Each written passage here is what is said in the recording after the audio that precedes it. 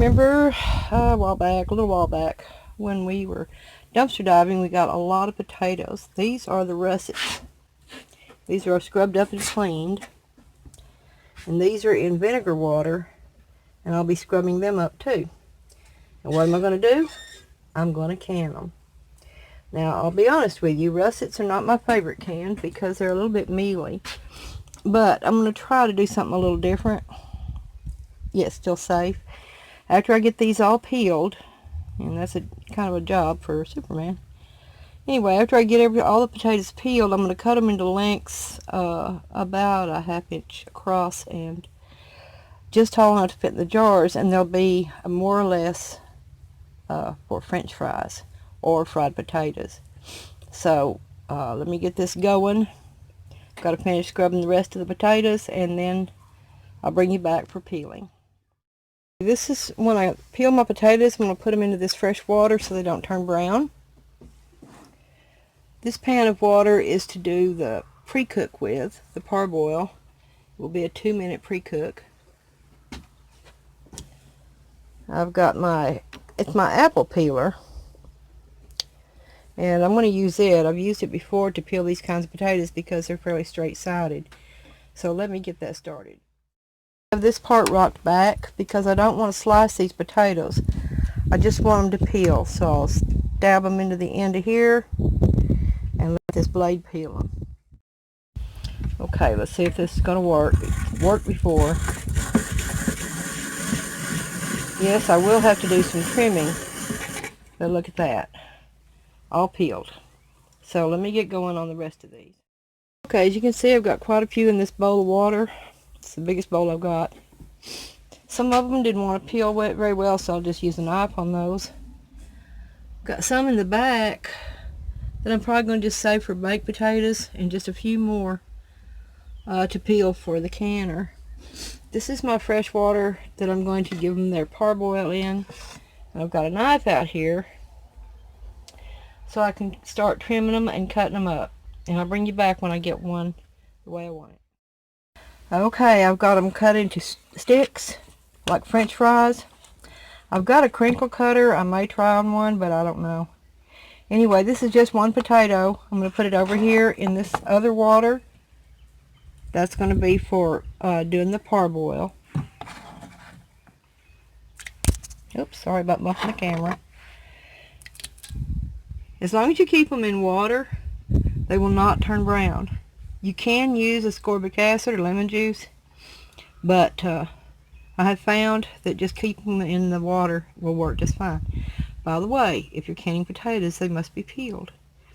You want to remove as much of the possible pathogens off the outside of the potatoes, and since they grow in the dirt, they are more likely to have pathogens such as C. botulinum, and you do not want to can that in your potatoes, because in the air-free environment of a jar when it's canned, those spores develop into botulism. So let's don't have that in our jars. We try to remove as much of the bacterial load as possible. Okay. Tried my crinkle cutter, and here it is. Probably mostly used for pickle slices and stuff. But anyway, so you see that?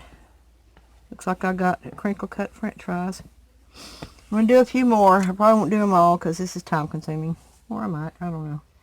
Anyway, I'll bring you back when I'm closer to finished. Potatoes on the stove. This is all I'm going to be doing today, y'all. Tired. It's a lot of standing and cutting.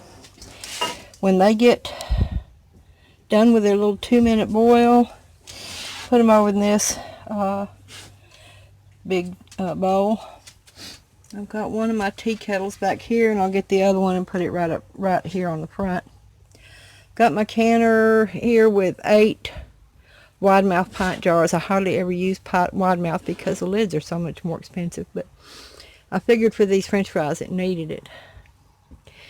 Got my lids and rings washed up, way more than I need.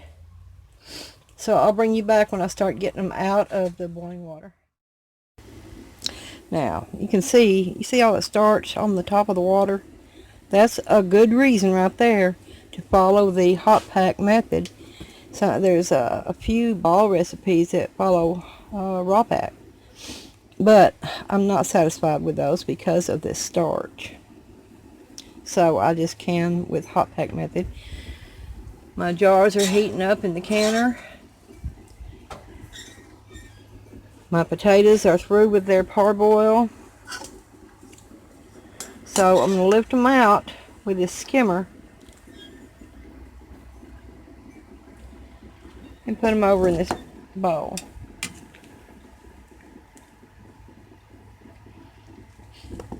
You know, I really like the smell of cooked potatoes. Anyway, you can see they're only partly cooked. They're not completely cooked. But it does help to set the starches, and you get to remove some starches from them. All this is not going in your jars. Okay, I'll be back when I start putting them in my jars. Okay, my jars are hot. Got my first jar in place. I really don't need the canning funnel for this. Get my lids and things within easier reach. Got my salt right here. Measuring spoon for salt. I'm going to put a half a teaspoon of salt in each jar. That water back there is almost completely heated up. This one, the fire is going under. I decided not to put it here because it's pretty crowded. See how big that canner is? It's right over the edge of that. So, let me see if I can do this one-handed. Dropping.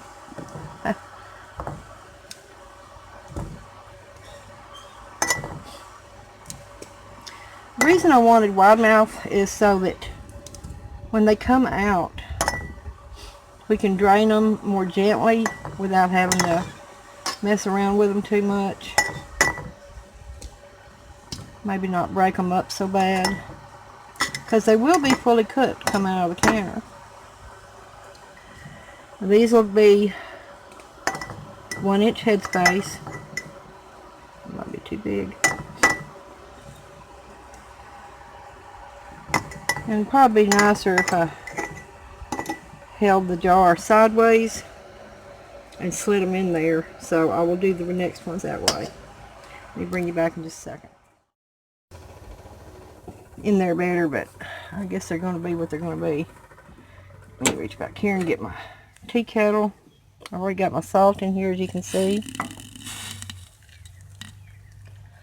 Bring the water up to 1-inch headspace. You always use fresh boiling water in potatoes. Work the air bubbles out.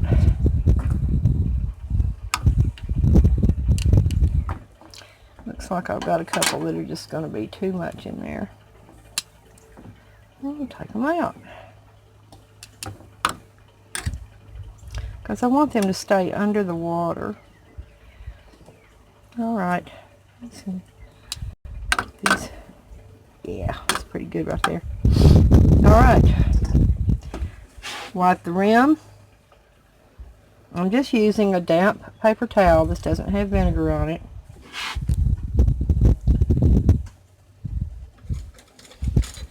Put on a clean lid. And a clean ring.